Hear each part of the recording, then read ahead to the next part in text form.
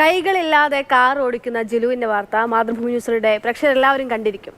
കൈകളില്ലാത്ത ജിലുവിന് ഇതാ കൈത്താങ്ങാവുകയാണ് Ernakulam saint Teresa's.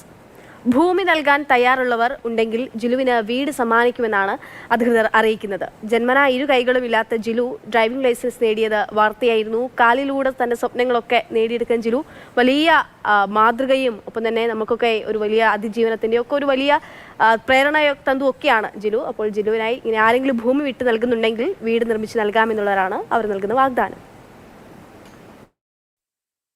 ഇതൊരു വലിയ പ്രതീക്ഷയാണ് കുട്ടി നൽകുന്നത്.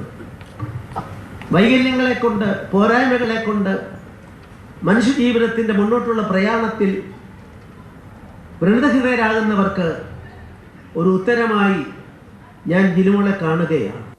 സ്വപ്നങ്ങളെ കാലത്ത് പിടിച്ച ജിലുമോളെക്കുറിച്ച് ഗോവ ഗവർണർ കൂടിയായ PS ശ്രീധരൻപിള്ളയുടെ വാക്കുകൾ സദസ്സിനെയാകെ പ്രചോദിപ്പിച്ചു.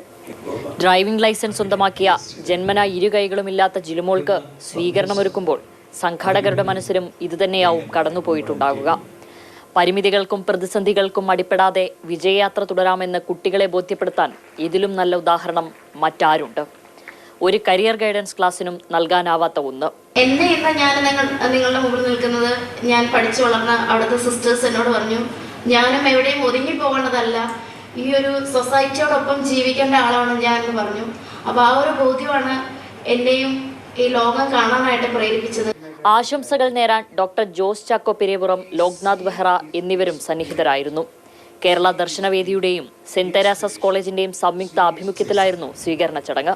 ഭൂമി നൽകാൻ സുമനസ്സുകൾ തയ്യാറെങ്കിൽ സ്വന്തമായി ഒരു വീടെന്ന ജിലുവിന്റെ ആഗ്രഹത്തിന് സാമ്പത്തിക സഹകരണവും ഉറപ്പു നൽകി കോളേജ് അധികൃതർ. മാതൃഭൂമി ന്യൂസ്, കൊച്ചി.